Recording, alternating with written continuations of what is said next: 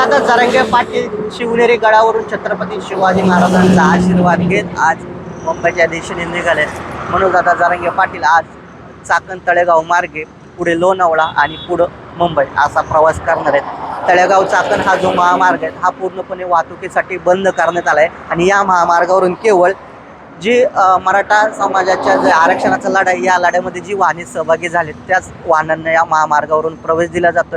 तर इतर जी वाहने आहेत त्यांना पर्यायी जो महामार्ग दिला आहे तो म्हणजे यशवंतराव चव्हाण हा द्रुतगती महामार्ग। याच महामार्गावरून पुणे बेंगलोर हायवेवरून तसेच जुन्या मुंबई पुणे महामार्गावरून जाणारे जी इतर वाहने आहेत त्या वाहनांना प्रवेश दिला जातोय आणि जी मराठा बांधवांची जी वाहने या नवीन पुणे मुंबई महामार्गावरून जाणार आहेत त्यांना पुढे लोणावळ्याच्या इथे एक पॉईंट आहे त्या पॉईंटवरून पुन्हा त्यांना जुन्या मुंबई पुणे महामार्गाकडे वळवलं जातं। एकूणच काय जुन्या मुंबई पुणे महामार्गावरून केवळ मराठा समाजाच्या आरक्षणासाठी जी वाहने आहेत त्याच वाहनांना प्रवेश दिला जातो। ते अन्य जी वाहने आहेत त्यांना या जुन्या पुणे मुंबई जो महामार्ग आहे त्या महामार्गावरती प्रवेश न देता हा जो नवीन मुंबई पुणे महामार्ग यशवंतराव चव्हाण द्रुतगती महामार्ग याच मार्गावरून प्रवेश दिला जातोय।